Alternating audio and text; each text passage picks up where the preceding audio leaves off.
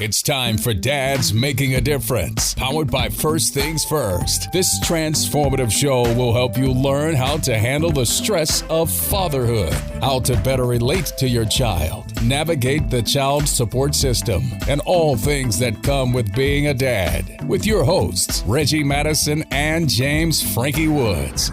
Ever since we started doing this show, I've been hearing Chris Sands needs to be on the show. You got to get him on there. And not that we haven't spent a whole lot of time together. It's not hard to follow how this brother is impacting the city, the country. He's a husband. He's a father. He's a speaker. He's a pastor. He's a community change agent. He's a man of God. Chris Sands, welcome to the DMD Radio Show. Thank you so much for having me, fellas. You felt that? I felt that. I was trying to figure out who he was talking about. He good. He like, good. Me? He's a bad man. I try to tell him all the time, Chris, man. This is what he do. This is what he do. He builds you up. Oh. He builds you up, They man. threw me the oop. We welcome you to the show, my brother. Thank you all so much for having me, man. This is a blessing to be here with you all. So I'm so excited. So excited. Well, cool, man. I'm glad. And so hopefully we want people to get just the fact today how you've helped develop leaders. Right. You've developed people. And so they see the power that we as fathers, as men have. All right. But before we get into all that, tell us a little bit about you, who you are, Man. what you do, your family makeup. Yes, sir. That whole thing. All right. Chris Sands, King's Kid, entrepreneur, work for the mayor. I'm a working entrepreneur. Let me say that. So I have the opportunity to serve as the executive director of community safety. So that's one of my hats. I am the husband to Kalisha Sands, the uncle dad to Serenity and Christian, Cameron, and Trinity. And I'm a lover of people. That's good stuff. Man, a leader, servant leader. And I'm just a lover of people, man. That's who I am, a servant leader. That's Chris Sands in a nutshell. I love it. Man, you so dope, bro. Man, thank you, brother. You so dope, bro. So tell us your dad's story, man. Tell us your dad's story. Was your dad present? That's a good question. I grew up in a single-parent household, but my dad is in my life, but I grew up in a single-parent household. So I am the son of Arthur Sands and Candace Martin. I love my dad, and I'm learning as an adult to be a son. Did you catch that? Yep. I'm learning because I didn't have it as a kid, so I'm learning how to have a father as an adult. So it's a different dynamic, and we've been working on this thing since I was 25, man. So it's been about 14 years in the making. Just every Wednesday, we talk today. You know what I'm saying? Just spending that time, and I'm learning to know him in a way I didn't know him. That's a quick dad. See, I want to park there for a long time. that was a one. Because here's the deal. So many dads, so many men didn't have their fathers. They didn't have that relationship. And then they get older, and they have a hard time just hearing from other men, hearing from or their dad, and learning, what's that mean? Like, what does that mean, learning how to be a son? Listen, since I was 5 years old, I was told I'm the man of the house. Yep. Since I was 5 years old. So it's challenging when another man who I actually belong to try to give me pointers on some stuff that I'm like, hold up, man. I've been the alpha male here. I've been the alpha male here Yeah. my whole life. So I'm learning to submit because in this season of my life, I'm raising kids and they have to see what submission look like. That's challenging. To still submit. Now in my house, my house is my rules, it goes. But I'm still respectful, still learning, still growing, and being honest about how I feel. The reason I'm sitting up here talking about it right now is because we didn't have those conversations. So my suspicion is you didn't got in touch with a whole lot of emotions. Man.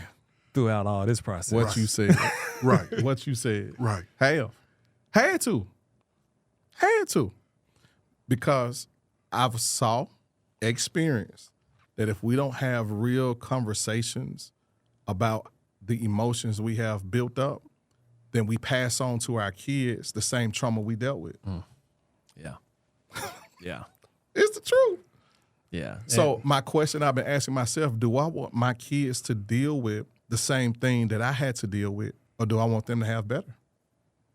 So, man, how do you? Let's go. We Because here. part of it is like We here now. that's a whole shift that so many. Here's the statement if we haven't said it, we've heard another brother tell you, "I'm not gonna be like my dad." Mm-hmm. And then we turn around and we inflict the same trauma that our dad did. Mm-hmm.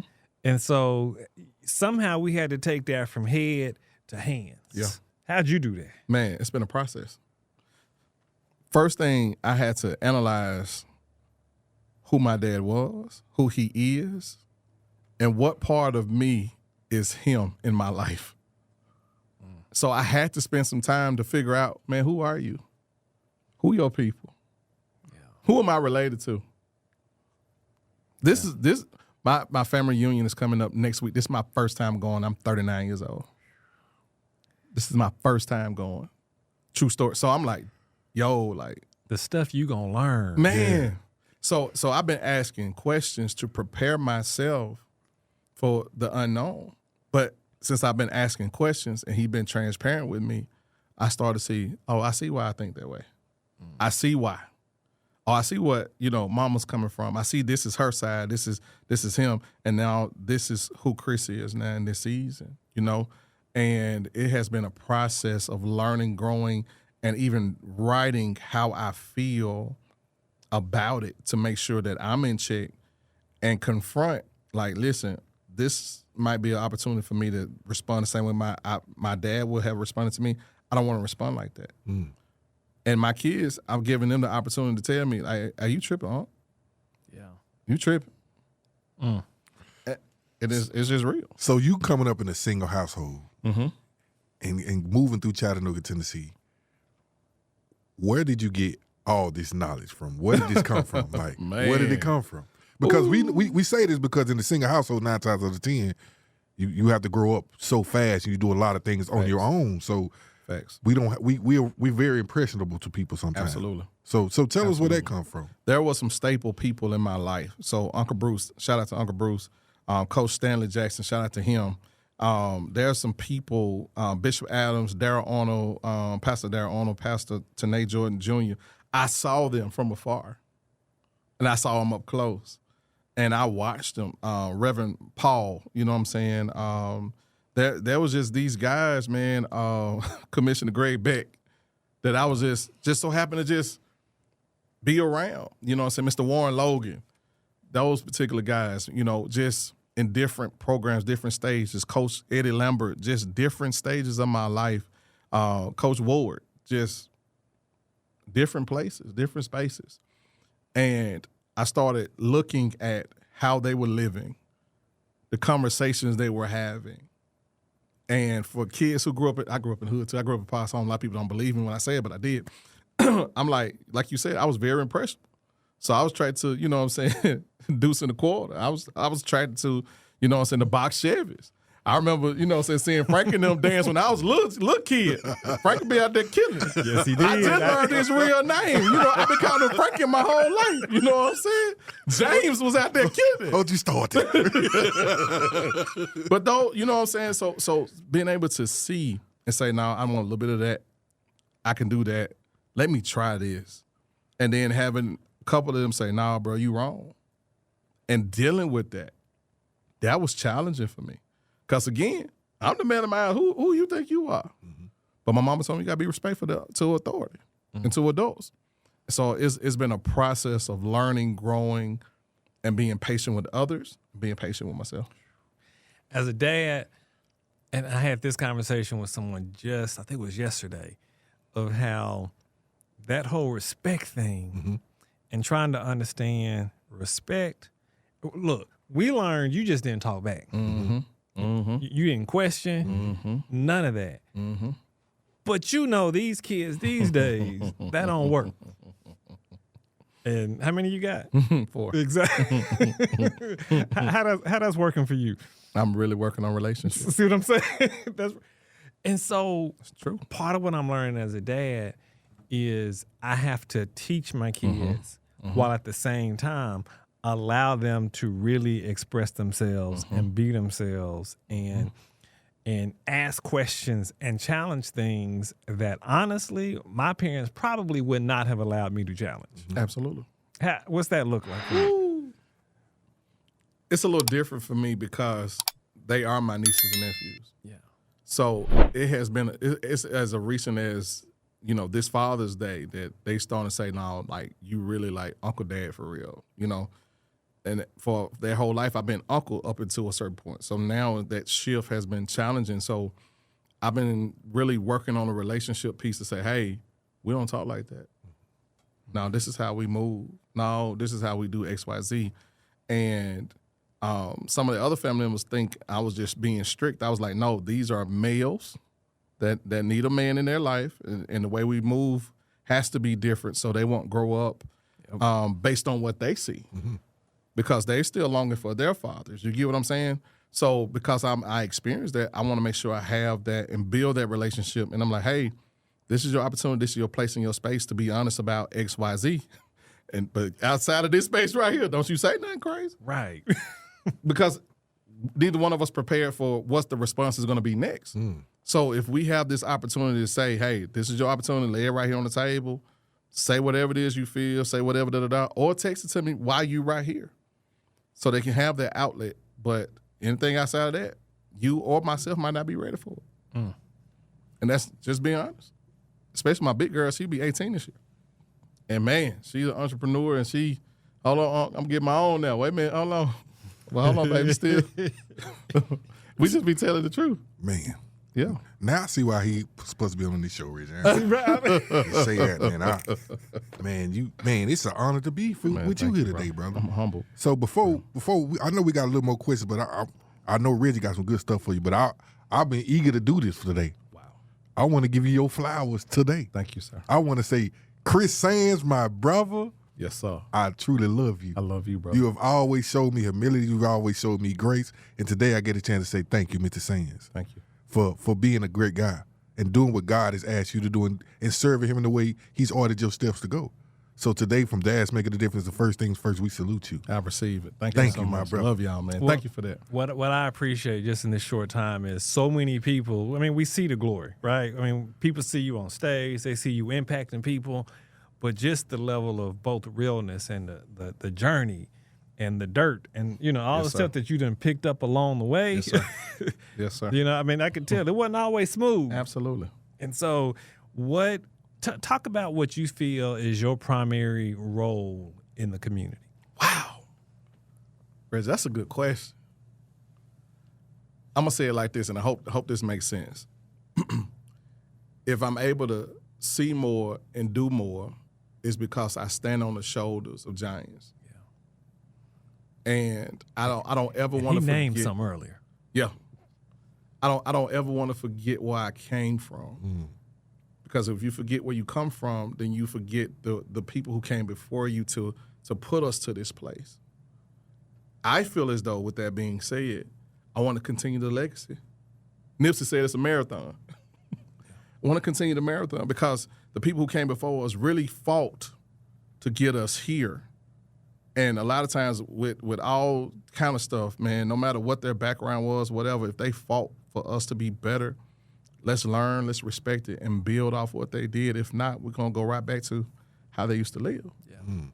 Right before we was in here, I had got a phone call. I told him, I said, hey, man, I got to call you back. But Mr. Donut, he was the first black detective in Chattanooga, Tennessee. He 83 years old. And I call him every now and then and say, hey, man, how was it when King came through here? Like, we still have that living legacy right here that we have no conversation about.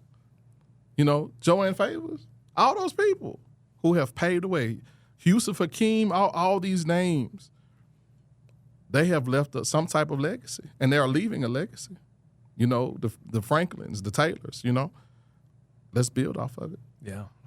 That's good stuff. I yes, love sir. it. That's my place. I want to build off of it. And so what do you see as the hardest, the biggest challenges, the biggest barriers? Transparent moment. Yep. We still have gatekeepers that don't want to change. Yeah. As progressive as we have been, we still have gatekeepers who want to keep us where we have been and don't want to move forward. But everything else around us moving. Why not us? So how do you speak it to the people? No, you know where we come from. Yeah. And some people look at us and they say, well, they changed, not realizing, no, I haven't changed. I just want better. Yeah. So how do you speak to those people who feel like they don't know how to get there? I don't speak no more. I try my best to live it. Y'all see it. I strive to live it now because talking hasn't always worked. But if you can see it and you start coming around, like, oh, I see why you're moving different. I see why you're talking the way you're talking. You ain't sell out. You really want better. You know? And you got to think about how we grew up. I don't want to go back there. Exactly. I want my kids to live like that. You know what I'm saying? Mm-hmm. You got people on the right of you, left of you, on top of you. If you're in the middle, underneath you. No. That was the struggle. And I still struggle with people who, I'm going to say the John Morant, you know what I'm saying, mentality. Like, they want that life. I'm like, why? It's not fun. That's a whole nother conversation. Yeah. That's a whole nother conversation. Yeah. But you do, and speaking of that, that's actually kind of a nice little segue. That image, you know, that we are fighting sometimes with our young people. Mm-hmm. Man, how do we get in there and help them begin to see a different narrative? We got to spend that time. Yeah. We got to build that relationship. I say this all the time, relationship is the new currency. It's the truth. We have to build a relationship, not just with the kids, but get to know their parents, get to know those who came before. And it's hard to really see the type of change that we're talking about. It's going to take time. Mm-hmm. The question is, do we have the time to really put up with all the dirt and all the mess and the manure that come with it to see that young person blossom and develop into whom they're supposed to become?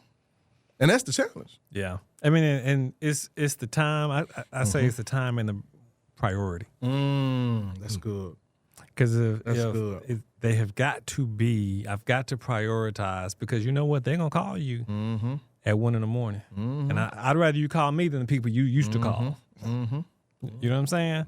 Mm-hmm. Like, I mean, I think about a call I got yesterday from a guy who had big blow up with his wife, right? Well, his girlfriend at the time. Mm-hmm. And in the past, you know, he would have either went and just smoked a blunt, or he would have called one of his friends that would just say, I don't know why you fooling with her no way. Y'all got, 2-3 kids together. You see? And so I would much rather you call me. But if I don't take the time and I don't prioritize what you got to say and just your situation, then I can't expect change to really happen. Absolutely. Yeah, I love that. It's like you saying, don't open that door if you don't want to open that door. That's it. Exactly. Don't open that door if you don't want to open it. Exactly. And so let's go to family life for a little bit. So you for everyone out there, you keep saying Uncle Dad. Yes. People trying to figure out he married, Uncle Dad. Yes. Help them understand how this came together. Yes. Where should I start? Okay, so Cal knows this, but I moved to Chattanooga. I moved back home in 2016 because my sister passed away. I did not want to come back home. I did not. I was good where I was at because of everything that we already talked about. It's like, why do I have to come back home? But responsibility and being the man of my family and how I'm positioned in my immediate family as well as just in my family. I see myself as the next patriarch in my family. You know what I'm saying? So it's like I had to man up. So coming here, learning how to do something I never saw before myself with these kids. Move my mama in with me, move the kids in, and start trying to figure it out every day. Start figuring it out every day. Every day was a different day. And building on that, being honest about how I feel, working 2 or 3 jobs just make sure everybody was good. That's the backstory. A lot of people don't know that, you know, and dealing with other entities as it pertains to the kids' families, and they don't understand. They still hood, so they don't understand, like, look, this is how we're going to move. Get on board or we're going to have to go to court. It is what it is, you know what I'm saying? And we went to court. But I'm just saying, so it's those type of things, because I wasn't trying to be unfair. It's just when you have a vision for your family and you cannot unsee it. You got to do what you got to do. And in the process of fighting for family, God has sent this woman who's not from Chattanooga, Tennessee, but we had a mutual friend, actually my insurance agent, shout out to Stephanie Sinkfield. She was like, hey, I got somebody I want you to meet. Bet. So we met, hung out. We had one date. It was 8 hours. And I said, I know I'm supposed to marry this woman. Never been on an 8-hour date. Juneteenth has made 2 years for us. And she has stepped in, show up, and she show out. Period. You done messed it up for a whole lot of brothers out there. You see, I'm quiet. I don't even know what to say, man. Hey, I'm just saying, man. I had to look down in my watch. See what time it was. The show almost over, man. We 30 minutes. I love it. I love that, bro. Yes, sir. Shout out Miss Sands, man. Yeah. Shout out Miss Sands. Shout out, wifey. Man. I love that. Brother, I'm so proud of what you're doing, man. And so, am too. last thing I want to say to you is this, man. Back in the day, we was dancing, we was doing our little thug thizzle. We thought we was thugs. We did. We thought we was thugs. Thought we was thugs. But to see you in this like now, yes, sir. What curve, what hit you and said, besides this, I gotta go. Yeah. I gotta make this happen. Yeah. What was the curve? Man, the curve was saying, you know what? I want different. We gotta do something different. A lot of people don't know. Well, a lot of people, if you're from Chat, you know, but if you're not from Chat, you don't know. We had a mind ministry. Yep. Shout out AD. Yep. Yes. Yep. Yeah. Shout out to Adrian Davis. Yep. Yeah. Yeah. Like, for real. Like, shout out to Adrian Davis, man. We mimed for 25 years, bro. It's been 25 years. We mimed. And going to different places, different spaces, man, and seeing different people. Frankie, you know, y'all used to dance together too. Listen, you know I know. Yeah. You know I know. We on Insta. Shout out my Yeah. guy. Yeah. We out here. So, man, we was out here in different places and different spaces, man, just saw different. And it was like, man, if they could do it, we can do it. I want it better. That was back when you see some black brothers mime and every church was inviting. Every church was Every invited. event. Everything. ML King, Look, that King yes, Day. And I can speak on it now because when I first saw him doing it, I was like, he used to be in the club with us. Yeah. Yeah. Still I said, there. when you start doing that? Yeah. But I was excited to see it. A lot of people don't know I did it. Yeah. A lot of people don't know I know made you by know. myself. Yeah. See, it's a lot. Yeah. I got a little book. I got some little fishing rods I throw out there, like let them fish. But this is my thing. I won't battle like Yeah. you. Yeah. So when people see me in this light, sometimes they look at me like, Frankie, I be saying, brother, I didn't live with the bugs and the roaches and the rats. I don't want that no more. And I can speak from it. And so for me to be here right now with you is it's a blessing. To be around Batman Madison is another blessing. You know what I mean? So anytime I get something from you, you know I'm there. Yeah. I'm there. That's real. Let's hit them with these questions. We got 5 questions we'd like to ask. If All right. we get through them all. What makes dads irreplaceable? Being a male in the house makes you irreplaceable. You got to be present. Present males are irreplaceable. Facts. Yeah. Society, if we could get that part figured out, people don't realize. Like, to me, that's the top of the issue right there. Yeah. Get the men, keyword men, Yeah. back home. Man. Yep. Funniest or most outrageous thing that you've ever done with the kiddos? Man, we go to Gulfport again. We go to Gulfport every year. Go to the beach, man. And one time, my nephew and I was on a jet ski, and a bird had went down and hit a fish. So the fish we thought was dead or whatever. So I took the jet ski, tried to run over it, make sure it was good and dead, and it played dead. And my nephew poked it, and the water got up, and I jumped off the jet ski. And left him up there. I was trying to swim back, Doc. I ain't gonna lie. He done left the jet. I sure did. Jumped off in that water. It was gone. What advice you give yourself? Not the jet ski, but what advice would you give your younger self? The jet ski, no, look, this brother coming. Hey, Somebody else. It's a wrap. So what advice would you give your younger self? Don't give up on your dream. Don't quit. Oh, that's it. That's it. Yes, sir. What's the biggest barrier to fathers who are non-traditional fathers? That's a tough one. You do it. Non-traditional mothers. Yeah. Yeah. And untraditional relationships. Hey, I'm trying to laugh too hard because I know we're going to start getting phone calls tomorrow. Yep. Just send them my way. But we done heard the stories, haven't we? If you could take your children anywhere, provided with any experience, what would that be? Wow. I want them to experience the life I really want to provide for them. And it's not just financial. Spiritually, I want them to be whole. Mentally, I want them to be whole. And I want them to break every curse that I didn't break. Yeah. That's the lifestyle I want for them. That's generational impact right there. Yeah. Whole new legacy. Man. Yes, sir. Get on his shoulders and make it better. Yeah, that's it. I love it. So tell everyone, how can they get in touch and what kind of services are you involved in? You kind of help provide. Good question. You can find me on Facebook, Chris Sands, Instagram _Chris_Sands on Instagram. If you're looking for programming for your young people, you can email me at ccsands@chattanooga.gov. Right now, we have a website called www.ourcitycipher.com. We're doing things through that, as well as you can go to www.cha/Avondale, and we have events that's taking place for young people during the summers, just to keep them safe. Chris, man, this has been flat out a treat. Thank you. Flat out a treat, man. Thanks for coming by. Thanks for being a dad that is making a difference and helping other dads make a difference. Thank you. Sir. Thank you all. You've been listening to Dads Making a Difference, powered by First Things First. Join us for our next episode right here